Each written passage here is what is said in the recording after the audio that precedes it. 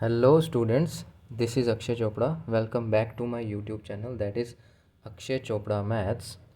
Now हम discuss कर रहे थे class 10th maths final exam. ठीक है, सेट सेकंड है, जो हमारा लेवल है वो स्टैंडर्ड लेवल है। ठीक है, इसके बाद हम बेसिक लेवल भी डिस्कस करेंगे। तो इस सीरीज़ में हम सेक्शन ए डिस्कस कर चुके थे। आज हम डिस्कस करने जा रहे हैं सेक्शन बी। तो today we will discuss section B. ठीक है, तो सेक्शन बी से आज हम स्टार्ट करेंगे। तो very first question of section B is the question number 21। ठीक है, 21 ए पार्ट। देखो क्या है इसमें, 21 ए पार्ट में क्या गिवन है। Question is the length of the shadow. ठीक है, क्वेश्चन क्या है, the length of the shadow of a tower. ये फर्स्ट क्वेश्चन ही आ गया आपके 9th चैप्टर का, आई थिंक। हाँ, 9th chapter, applications of trigonometry. The length of the shadow of a tower on the plain ground is √3 times the height of the tower. Means कि एक tower है, ठीक है जी, जैसे एक टावर है ग्राउंड में, देखो ऐसे करके है, एक टावर ऐसे है ग्राउंड में। ठीक है, ये उसकी शेडो है ना, शेडो आगे पड़ेगी, तो ये जो शेडो की लेंथ है वो कितनी है, √3 times the height of the tower. तो टावर की हाइट का कितना है, √3 times. Find the angle of elevation of the sun. हमें क्या फाइंड करना है बेटा, एंगल ऑफ एलिवेशन। तो ऐसे क्वेश्चंस तुम डायग्राम से बनाओ तो ज़्यादा इजी रहता है। ठीक है, जैसे देखो ये है, तो इसमें तुम क्या करोगे, डायग्राम बना लो, छोटी सी डायग्राम बना लो ऐसे करके। तो ये ठीक है, तो ये बन जाएगा कुछ इस तरह से, लो। ठीक है बेटा, कुछ इस तरह से डायग्राम बन जाएगी, लो। तो इसमें क्या गिवन है, ये परपेंडिकुलर है। इसमें क्या गिवन है, जो उसकी मान लो उसकी हाइट कितनी है, x है। ठीक है, तो बेस कितना आ जाएगा, √3x। यही उसने बोला था, बेस इज़ √3 टाइम्स हाइट। तो हाइट अगर x है तो बेस कितना आ जाएगा, √3x ना। तो ए बी सी हमें क्या फाइंड करना है, ये एंगल ऑफ एलिवेशन। ठीक है, ये फाइंड करना है हमें। बात समझ आ गई। अब देखो सोल्व कैसे करेंगे इसको, बिल्कुल इजी क्वेश्चन है, बिल्कुल इजी। देखो क्वेश्चन में गिवन क्या है, तो ऐसे ही हमने लिख लेना है, लेट हाइट ऑफ टावर। ठीक है, तो हाइट ऑफ टावर क्या लेट कर लेंगे, x। ठीक है जी, तो बेस बेस इसने क्या बोला है यहाँ पे, the length of the shadow of tower. तो इसमें क्या लिख लेंगे, लेंथ ऑफ शेडो। ठीक है, बेसिकली हम इसको ये नहीं लिखेंगे बेस ऑफ द टावर। ठीक है, ये शेडो की लेंथ है ना, ये हमारे पास ये टावर है।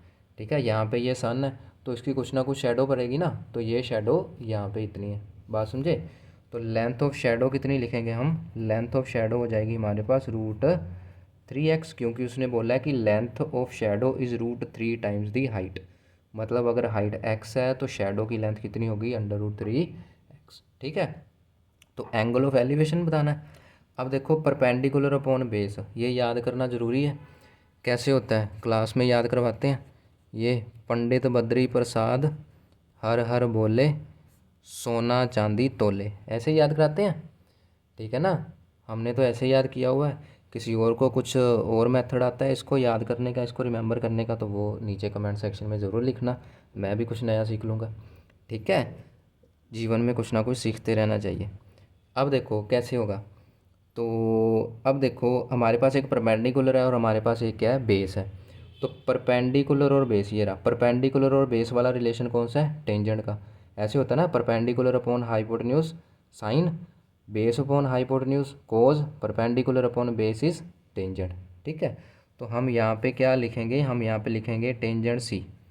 ठीक है, टेंजेंट सी कितना आ जाएगा, परपेंडिकुलर अपॉन बेस ना, यानी कि A B upon B C. A B upon B C का मतलब हो गया x अपॉन √3x। तो ये x तो कैंसिल हो जाएगा, तो जो टेंजेंट सी था उसकी वैल्यू क्या बन जाएगी, 1 अपॉन √3। अब टेंजेंट 1 अपॉन √3 कहाँ पे होता है, इट मीन्स जो हमारा एंगल है वो कितना आ जाएगा। अब बताओ फिर, टेंजेंट की वैल्यू 1 अपॉन √3 पे मतलब टेंजेंट की वैल्यू 1 अपॉन √3 कहाँ पर होती है। अगर साइन 30 अपॉन कोस 30 कर लें, साइन 30 होगा 1/2, कोस 30 होगा √3/2, तो वो कट जाएगा। हाँ ठीक है, 30 डिग्री आ जाएगा अपना आंसर। बात समझे। तो एंगल, अब देखो यहाँ पे सी इक्वल 30 डिग्री ऐसे नहीं लिख के आना, अगर पूरे मार्क्स लेने हैं तो उसी की लैंग्वेज में लिखना, the angle of elevation of the sun. तो इसको क्या नीचे इंग्लिश में लिख के आएंगे, यहाँ पे कर देता हूँ मैं, यहाँ पे लिख देता हूँ इसके बिल्कुल साथ ही। तो इसको हम जो लिख के आएंगे वो ऐसे लिख के आएंगे, the angle of elevation of the sun, therefore the angle of, ठीक है, ऐसे लिख के आएंगे, the angle of elevation of the sun is equals to 30 degree. बात समझे? ठीक है। अब देखते हैं इसका चॉइस वाला part.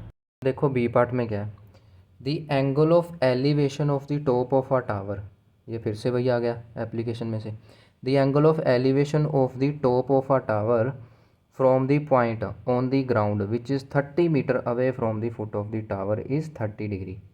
Find the height of the tower. कहने का मतलब क्या है इसका, इसके कहने का मतलब ये है कि मान लो अगर हमारे पास ये टावर है, ठीक है, से दिस इज़ टावर, ठीक है ना, तो उसका वो टावर क्या है, देखो ध्यान से ज़रा, एंगल ऑफ एलिवेशन दे रखा है 30 डिग्री, और क्या है जी, the angle of elevation on the ground which is 30 metre away from the foot of the tower, जो टावर के फुट से 30 मीटर अवे है। तो ये क्या है, ये अगर टावर है तो ये टावर का फुट हो गया ना, तो टावर के फुट से कितना अवे है, 30 मीटर, तो हमारा जो बेस बन जाएगा वो कितना बन जाएगा, 30 मीटर बन जाएगा, ठीक है जी। और ये रहा angle of elevation, angle of elevation is given to be 30 degree, ऐसे लो, ठीक है। तो ये एंगल ऑफ एलिवेशन कितना है हमारे पास, 30 डिग्री, और ये भी कितना है, 30 मीटर, ठीक है। मान लो ये ए है, ये बी है और ये सी है। Height of the tower that is H, वो हमें फाइंड आउट करनी है, समझे? ये तो बिल्कुल ईजी क्वेश्चन हो गया। देखो डायरेक्ट क्वेश्चन आ गया, कैसे करेंगे इसको, तो थोड़ा सा इसको लिखना पड़ेगा। Let height of tower, tower की हाइट कितनी है जी, is equals to A B is equals to H, height of tower है एच, ठीक है जी। और बी सी, बी सी कितना हमारे पास, 30 मीटर, ठीक है जी। और एंगल ऑफ एलिवेशन भी है, angle of elevation, angle of elevation is given to be 30 degree, angle of elevation भी 30 डिग्री गिवन है। हमें फाइंड क्या करना था, ये हाइट ऑफ द टावर ना। अब फिर से उसको याद करो, पंडित बद्री प्रसाद हर हर बोले सोना चांदी तोले, ठीक है। किसी को और किसी ने अगर किसी और तरीके से याद किया तो प्लीज़ नीचे ज़रूर लिखना, मुझे भी कुछ नया सीखने को मिलेगा, ठीक है। अब देखो फिर से वही रिलेशन आ गया, परपेंडिकुलर और बेस, ये भी किया था, परपेंडिकुलर और बेस कितना है, टेंजेंट, और पीछे भी 30 डिग्री आया था, टेंजेंट 31/√3 है ना। तो ये क्या बन जाएगा, इसको लिख लो तुम tan 30 degree is equals to perpendicular upon base, ठीक है जी। tan 30 1/√3 है, ए बी एच है जो हमें फाइंड करना है, और बी सी कितना है, 30, ठीक है जी। बस अब तो कैलकुलेशन रहेगी। तो एच कितना आ गया जी, ये 30 क्रॉस मल्टीप्लाई हो जाएगा 30/√3। अब 30 की ज़रा प्राइम फैक्टराइजेशन कर दो, ये होता है 2 और 5 और 3/√3, ये अंडर रूट कट के ऊपर चल जाएगा ना, और ये कितना हो गया 10। तो हाइट कितनी आ गई, हाइट आ गई अपने पास 10/√3 मीटर, ठीक है जी। फिर से वही बात है, थोड़ा सा इंग्लिश में लिख देना, अच्छा लगता है देखने में, ठीक है। तो इसको लिखोगे कैसे, यहीं पे लिख देता हूँ फिर से। तो ये देखो, तो इसको कैसे लिखोगे तुम, इसको लिख दोगे therefore the height of the tower, ऐसे, the height of the tower equals to कितना आया था, 10/√3 मीटर्स में गिवन है, हाँ मीटर्स में गिवन है, 10/√3 मीटर्स, ठीक है जी। अब देखते हैं क्वेश्चन नंबर 22। अब देखो ज़रा 22 क्वेश्चन में क्या है, 22 में है कि in the given figure O is the centre of the circle, O क्या है, सर्कल का सेंटर है। A B and A C are tangents drawn to the circle from point A B और ए सी क्या है, एक्सटर्नल पॉइंट से इस circle पे दो टेंजेंट्स ड्रॉ कर रखे हैं। If angle B A C 65, B A C 65 है, find the measure of angle B O C. बेटा इससे आसान क्वेश्चन तो हो ही नहीं सकता। देखो ध्यान से ज़रा, बी ओ सी, अगर तुमको याद हो, तुमने पिछली वीडियो देखी हो, तो उसमें लास्ट क्वेश्चन था 20th, कि ये जो दो एंगल, मतलब ये जो क्वाड्रिलेटरल बनता है टेंजेंट्स की हेल्प से और ये रेडियस की हेल्प से, ये क्वाड्रिलेटर क्या होता है, साइक्लिक होता है। या ये भी बोल सकते हो कि ये जो दोनों एंगल्स होते हैं ये क्या होते हैं, सप्लीमेंट्री। देखो 1 मिनट में दिखाता हूँ तुम्हारे पास, ये रहा, ठीक है। डिट्टो तुमने यही रीज़न लिख के आना उधर। The angle between two tangents drawn from an external point to a circle is supplementary to the angle subtended by the line segment joining the points of contact at the centre. कहने का मतलब क्या है कि ऐसा line segment भी, ऐसे line segments के बीच में बनने वाला एंगल, ठीक है, वो क्या होता है, दूसरे मतलब दोनों रेडियस के बीच में बनने वाला एंगल क्या होता है, पॉइंट ऑफ कॉन्टैक्ट से, ठीक है, एक्सटर्नल पॉइंट जो होता है वहाँ पे सप्लीमेंट्री होता है, ठीक है, समझ गए ना। तो वो एज इट इज़ लाइन लिख के आनी है। चाहो तो तुम क्या कर सकते हो, अगर तुमको वो रिजल्ट नहीं याद तो तुमने 7th 8th क्लास से हम पढ़ते आते हैं कि हमारे पास एक क्वाड्रिलेटरल है भाई, क्वाड्रिलेटरल के चारों एंगल्स का सम कितना होता है, 360 होता है ना। तो फिर से तुमको एक थ्योरम लगानी पड़ेगी कि ये 90 डिग्री है, ये 90 डिग्री है, तो ये 180 बन जाएगा, ठीक है। तो तुम चाहो तो डायरेक्ट कर सकते हो, ठीक है। क्वेश्चन नंबर 22 डायरेक्ट देख लो कैसे लिखेंगे इसको। वेट अ मिनट, इसको ज़रा लाइन लगा लेते हैं यहाँ पे। लो, अब क्वेश्चन नंबर 22 कैसे लिखेंगे, तो इसमें क्या करना है, हमने ऐसे लिख देना पहले तो, वी नो दैट, ठीक है। वी नो दैट क्या जानते हैं भाई, हम यही जानते हैं, क्या जानते हैं, जो नहीं भी जानता हो तब भी कोई बात नहीं, यहाँ से देख के एज इट इज़ ये पूरी लाइन, ठीक है, ये पूरी लाइन एज इट इज़ लिख देनी है। The angle subtended by the two tangents drawn from external point is supplementary, ठीक है जी, पूरी लाइन एज इट इज़ लिखनी है। इसके मार्क्स हैं बेटा, इसके मार्क्स होते हैं, ठीक है ना। अगर बिना ये लाइन लिखे सीधा रिजल्ट लगा दोगे ना तो उसका मार्क्स कटते हैं। जैसे 2 मार्क का क्वेश्चन है तो आपको 1 मिलेगा या 1.5, ठीक है जी। तो वी नो दैट वो सारा रिज़ल्ट लिख देना तुम। रिज़ल्ट लिख के फिर हम क्या करेंगे जी, therefore angle B A C plus angle B O C find करना ना। तो क्या बन जाएगा, therefore angle B A C plus angle B O C कितना बन जाएगा, 180 डिग्री, ठीक है। Angle B A C is given to be 65 degree plus angle B O C equals to 180 degree. तो angle B O C will be equals to 180 degree minus 65 degree. तो angle B O C कितना आ जाएगा, इसको कर दो minus, तो it will be 10 minus 5 5, 7 minus 6 1, 115, 115 degree will be our answer, ठीक है। देखो बिल्कुल छोटा सा क्वेश्चन था, 1 मार्क इसका होगा, 1 मार्क ये जो तुम रीज़न लिख के आओगे इसका होगा, ठीक है। अब 23rd क्वेश्चन देखते हैं। अब देखो 23rd क्वेश्चन में क्या है, 23rd क्वेश्चन है कि if 4 times cot square 45 minus secant square 60 plus sine square 60 equal plus P equals to 3/4 then find the value of P, ठीक है। ये आपका ट्रिग्नोमेट्री 8th चैप्टर का क्वेश्चन आ गया, ठीक है जी, 8th चैप्टर की एक्सरसाइज नंबर 2, ठीक है, जहाँ पे हम टेबल लर्न करते हैं, ठीक है। अब देखो तुमने यहाँ पे बस कोट 45 भी पता है, सीकेंड 60 भी पता है, साइन 60 भी पता है, वैल्यूज़ पुट करके कैलकुलेशन करनी है और तो कुछ नहीं है, ठीक है।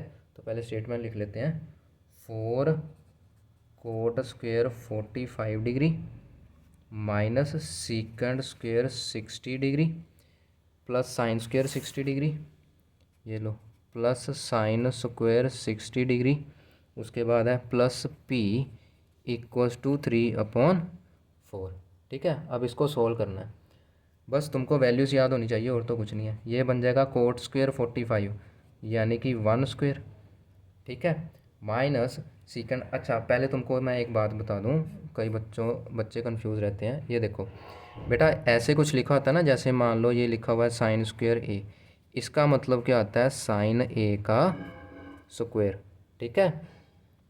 काफ़ी सारे बच्चों को पता भी होगा लेकिन फिर भी मैं बेसिक बता रहा हूँ। जैसे मान लो ये है, मैं बोलूँ कि साइन 30 डिग्री है, ठीक है, साइन स्क्वेयर 30 डिग्री है, इसका मतलब क्या है, साइन 30 डिग्री की जो वैल्यू आएगी ना उसका स्क्वेयर है, यानी कि 1/2 है साइन 30 डिग्री, उसका स्क्वेयर है 1/4, ठीक है। सभी बच्चों को तकरीबन पता ही होता है लेकिन फिर भी एक बार अपनी तरफ से बता रहा हूँ मैं। तो इसका मतलब जब हम इसको सोल्व करेंगे, ये लो हम सोल्व करने जा रहे हैं, जब इसको सोल्व करेंगे तो क्या आएगा, 4 कोट स्क्वेयर 45। अब कोट 45 कितना होता है, 1 होता है ना, कोट 45 1 होता है, यानी कि इसमें क्या आएगा 4 टाइम्स 1 स्क्वेयर माइनस सीकेंड 60। ऐसे सीकेंड 60 नहीं याद है, सीकेंड 60 क्या होता है, मैं यहाँ पे लिख देता हूँ, सीकेंड 60 क्या होगा बेटा, कोस 60 का रेसिप्रोकल ना, ठीक है जी। तो कोस 60 हमारे पास कितना होता है, कोस 60 होता है 1/2, तो 1/2 का रेसिप्रोकल क्या आ जाएगा 2, that is it will be 2 square, plus sine square 60, sine 60 होता है √3/2, यानी कि √3/2 का square plus P equals to 3/4, ठीक है। बस आगे कैलकुलेट करो, आंसर आ गया। तो 4 minus 4, 2 2 2 square is 4, plus it will be 3/4 plus P equals to 3/4। तो ये 4 से 4 कट गया, ये 3/4 उधर जाके नेगेटिव हो जाएगा, तो p will be equals to 3/4 minus 3/4, लो ये भी कट गया, तो p की वैल्यू क्या आ गई, 0। ठीक है बच्चों, चलो अब इसका सेकंड पार्ट करते हैं, इसका चॉइस वाला पार्ट करते हैं। चॉइस वाले पार्ट में क्या है, if cos A plus cos square A equals to 1 then find the value of sine square A plus sine 4a। बेटा ये बड़ा इंपॉर्टेंट क्वेश्चन है, ये कॉम्पिटिटिव एग्जाम में बहुत पूछते हैं, इस बार तो सब्जेक्टिव में पूछ लिया। Cos A plus cos square A equals to 1, ठीक है, ये तुम्हारे सैम्पल पेपर्स में भी काफ़ी बार आया हुआ था, इस बार पेपर में भी आ ही गया।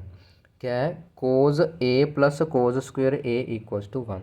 चलो यहीं पे कर लेते हैं, देखो ज़रा,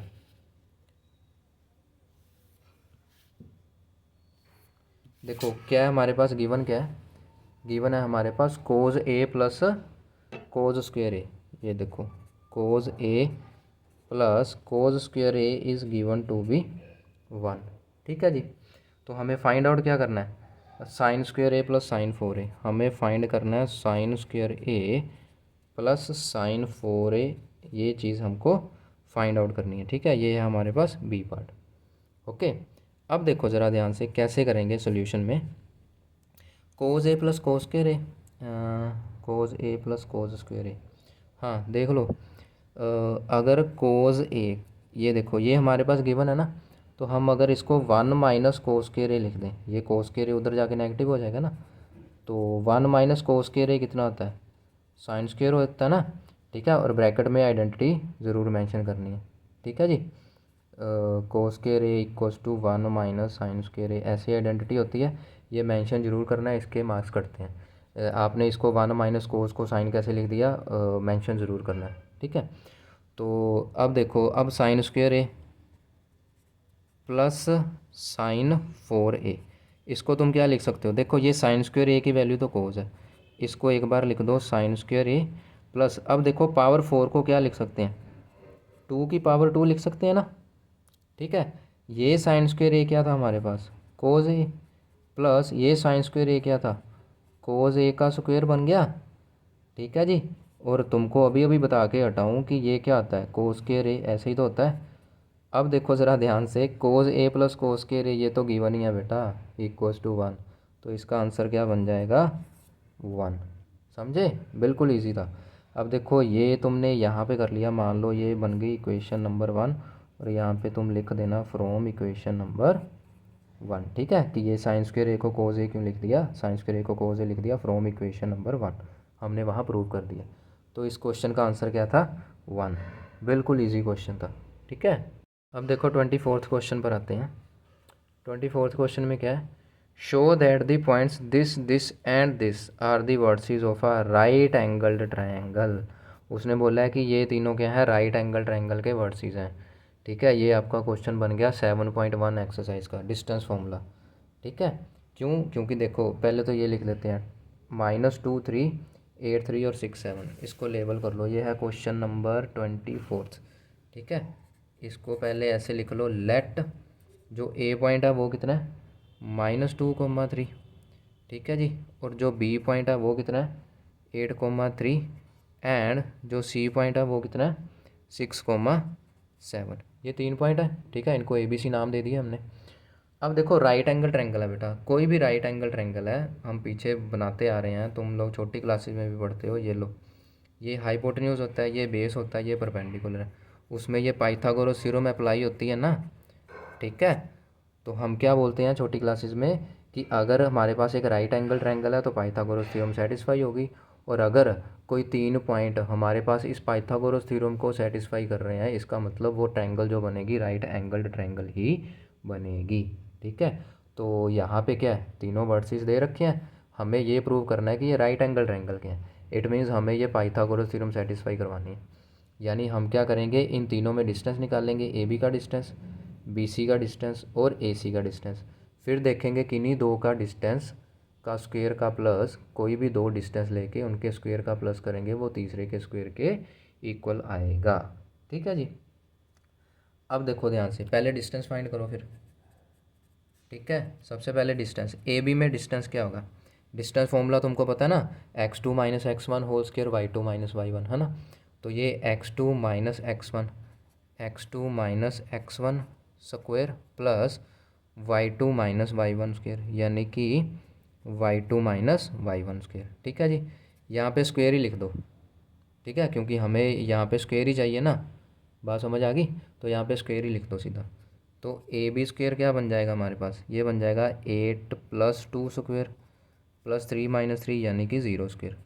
तो ए बी स्क्वायर क्या आ गया हमारे पास, 10 स्क्वायर। ठीक है, विच इज़ 100। तो एक तो ये इक्वेशन आ गई हमारे पास। सेकंड बी सी में डिस्टेंस, बी सी में डिस्टेंस फाइंड करो भी। बी सी में डिस्टेंस फाइंड करोगे तो x2 माइनस x1 यानी कि 6 minus 8 square plus y2 minus y1 यानी कि 7 माइनस 3 स्क्वायर, यहाँ पे भी स्क्वायर लगा दो। तो B C square will be 2 square plus 7 minus 3 is 4, तो it will be 4 plus 16 that is 20। तो बी सी स्क्वायर की वैल्यू क्या आ गई बेटा, 20। ठीक है, अब सिमिलरली ए सी फाइंड कर लो। ये लो, यहाँ पे मैं ए सी फाइंड कर देता हूँ। ए सी स्क्वायर क्या आएगा, अब पॉइंट्स देख लो ज़रा ए सी में। ये है ए सी स्क्वायर यानी कि x2 minus x1, 6 minus minus 2, तो ये क्या बन गया, पहले 6 minus minus 2 square plus second Y coordinate क्या आ गए, 7 माइनस 3 स्क्वायर, तो ये बन गया 7 माइनस 3 स्क्वायर। तो it will B 6 plus 2 square plus 7 minus 3 क्या होता है, 4 स्क्वायर। तो it will B 8 square plus 4 square कितना होता है, 16, दैट इज़ 64 प्लस 16। ठीक है, ये साथ में लिखते रहना, ए सी स्क्वायर ए सी स्क्वायर ए सी स्क्वायर। और यहाँ पे देखो ए सी स्क्वायर कितना आ गया, 64 और 16 कितना आ गया, 6 और 4 10, 6 7 8 80 आ गया, 80 आ गया ना।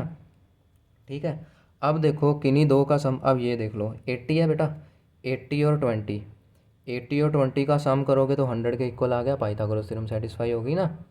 ठीक है जी, तो इसको हम कैसे लिखेंगे, देखो ज़रा लिखने का ढंग देख लो कैसे लिखेंगे इसको। यहीं पे लिख देते हैं, नहीं तो बार बार पेज आगे पीछे करना पड़ेगा। देखो कैसे लिखेंगे इसको हम कुछ इस तरह से लिख देंगे कि फ्रॉम, ठीक है जी, क्या लिखेंगे, फ्रॉम इक्वेशंस 1 2 एंड 3। इन तीनों इक्वेशन से हमें क्या पता चला, ये पता चला कि A B square equals to A C B C square plus A C square. ठीक है, मतलब कोई भी दो साइड के स्क्वायर का सम तीसरी साइड के इक्वल आ गया। ठीक है, दिस विच इम्प्लाइज, ठीक है जी, ट्रायंगल फॉर्म्ड, ठीक है, will be right angled triangle. ठीक है, पेपर में तुम लोग ऐसे साइन डाल के नहीं आओगे, प्रॉपर स्पेलिंग लिखोगे जैसे यहाँ पे ट्रायंगल लिखा मैंने। ठीक है बेटा, अब देखो लास्ट क्वेश्चन है सेक्शन बी का और इस वीडियो का भी। ठीक है, देखो कैसे है last question, prove that 4 power n can be never end with the digit 0। उसने बोला कि जो 4 पावर n है वो कभी भी 0 से एंड नहीं होगी, where n is a natural number. ये तो बेटा आपकी एग्जांपल आ गई एक्सरसाइज 1.2 की। ठीक है, एक्सरसाइज में गिवन है 6 पावर n और ये एग्जांपल में गिवन है 4 पावर n। ठीक है, कितना है, क्वेश्चन नंबर 25, 25th क्वेश्चन है। देखो कैसे करेंगे इसको, बिल्कुल छोटा सा, इसमें कोई सोल्व नहीं करना, कुछ नहीं करना, बस इंग्लिश लिखनी होती है। ठीक है, कुछ नहीं करना होता इसमें, बस छोटी सी इंग्लिश लिखनी होती है। देखो 4 पावर n, अब देखो 4 पावर n को हम क्या लिख सकते हैं, 2 मल्टीप्लाई 2 पावर n। ठीक है, समझ आ गई ना, यानी कि 2 स्क्वायर पावर n, यानी कि इसको लिख सकते हैं 2 power 2n, where n is a natural number. ठीक है, जो n क्या है हमारे पास एक नेचुरल नंबर है। ठीक है जी। अब देखो इसमें इंग्लिश लिख देंगे कि 4 power 2 end with zero. Power का ज़ीरो पे एंड होने के लिए क्या चाहिए? The prime factorization. The prime factorization, जो प्राइम फैक्टराइजेशन होती है उसमें क्या होना चाहिए? Must contain 2 and 5 as a factor. ठीक है, ठीक है ना। तो 2 और 5 का कम से कम एक पेयर होना चाहिए ना फैक्टर का, क्योंकि बेटा देखो उसने बोला लास्ट डिजिट 0 से एंड हो। लास्ट डिजिट तभी 0 से एंड होगा ना जब 2 × 5 यानी कि 10 आएगा। ठीक है जी। But in expansion of 4 power n it does not have 5 as a factor. तो इसमें 5 जो है वो फैक्टर नहीं है। So according to uniqueness of, किसकी uniqueness? Fundamental theorem of arithmetic. समझे? Fundamental theorem of arithmetic. ठीक है जी। तो उसकी यूनिकनेस का मतलब क्या? फंडामेंटल थ्योरम ऑफ अरिथमेटिक क्या कहती है कि हमारे पास कोई भी कंपोजिट नंबर है उसकी हम प्राइम फैक्टराइजेशन कर सकते हैं। और यूनिकनेस का मतलब क्या है कि ये जो प्राइम फैक्टराइजेशन है ये हमेशा ही यूनिक होती है। ठीक है, मतलब ये नहीं है कि मेरी प्राइम फैक्टराइजेशन ये आ गई, आपकी कुछ और आ जाएगी। ये यूनिक ही होती है। ठीक है, तो यूनिकनेस ने क्या बता दिया कि दूसरी कोई प्राइम फैक्टराइजेशन पॉसिबल नहीं है, मतलब 5 एज अ फैक्टर नहीं है। ठीक है जी। तो by according to uniqueness of fundamental theorem of arithmetic 4 power n can never end with digit 0।